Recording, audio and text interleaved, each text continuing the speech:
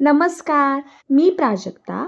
आज आपण पाहणार आहोत 5 minute shoulder and arms workout. यामध्ये 5 वर्कआउट असतील, त्याचे 2 सेट, असे पूर्ण 10 सेट असतील. 20 सेकंडचे रिपिटेशन, 10 सेकंडचा रेस्ट असेल प्रत्येकी वर्कआउटमध्ये. चला तर मग सुरुवात करूया. पहिला वर्कआउट आहे, दोन्ही हात एका सरळ रेषेमध्ये ठेवून सी सारखे फिरवायचे आहेत.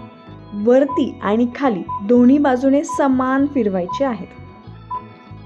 असंच करत राहा. फक्त 20 सेकंड आपण हा वर्कआउट करणार आहे. आता आहे रेस्ट. जास्त हात दुखत असतील तर हात थोड्या वेळ खाली घ्या, मग पुढचा वर्कआउट करा.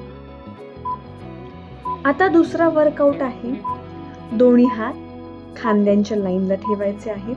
तुमचे खांदे आणि कोपरे एका लाईन मध्ये असले पाहिजे. ते सरळ रेषेत वरती जातील आणि खाली येतील. जाताना फास्ट जा, येताना स्लो या.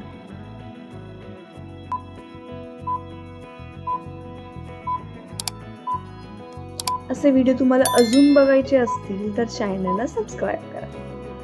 पुढचा वर्कआउट हा आधीचाच असेल जो आपण सुरुवातीला केला. त्यानंतर दुसरा वर्कआउट असेल. प्रत्येकी 2 वर्कआउट आपण 2 वेळा करणार आहोत.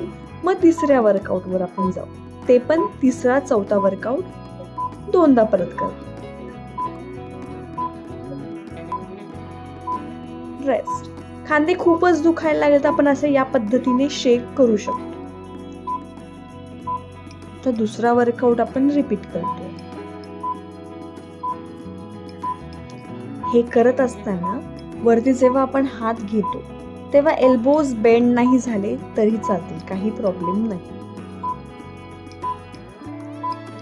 या वर्कआउटमुळे तुमचे जे शोल्डर्स आहेत त्याच्यावरचे फॅट लॉस होईल, स्ट्रेंथ वाढेल.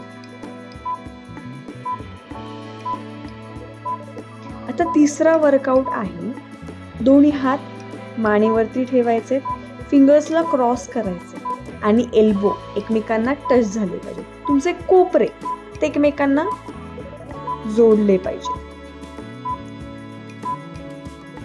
या वर्कआउटमुळे तुमच्या शोल्डरवर आणि आर्म स्पीडवर रिझल्ट दिसेल.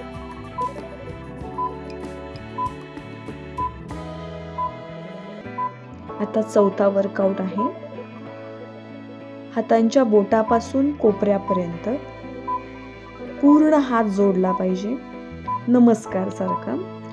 तो हात जिथपर्यंत वरती जाईल तिथपर्यंत जाऊ द्या.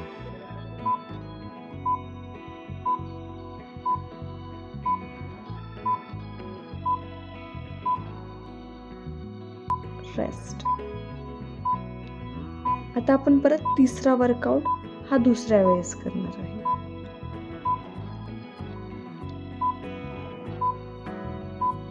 तुम्ही वर्कआउट करत असताना हा व्हिडिओ तुम्ही समोर ठेवून करू शकता, ज्यामुळे तुम्ही कमीत कमी वेळेमध्ये लवकर वर्कआउट करू शकाल.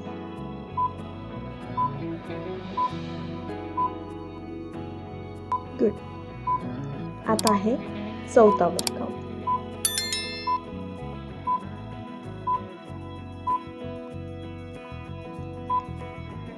हे करत असताना तुम्हाला शोल्डर वरती आणि तुमच्या चेस्टची खालची लाईन त्याच्यावरती पण थोडासा इफेक्ट दिसेल, स्ट्रेच होतोय असं.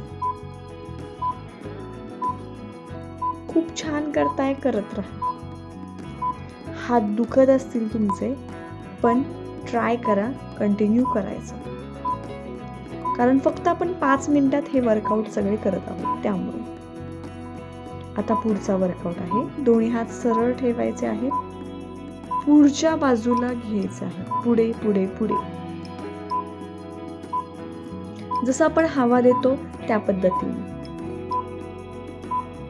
या वर्कआउट मध्ये हात दुखतात पण सुरुवातीला, नंतर नंतर सवय होऊन जाते. गुड. आता याचाच दुसरा वर्कआउट असेल 5वा, जो मागच्या बाजूने असेल. आता मागच्या बाजूने हवा द्यायची. खूप छान करताय. हा वर्कआउट शेवटचा आहे. कमीत कमी वेळेमध्ये वर्कआउट कसे करायचे हे मी घेऊन येत असते, तर नक्की व्हिडिओ लाईक करा. खूप छान. व्हिडिओ कसा वाटला नक्की कमेंट करा. बाय.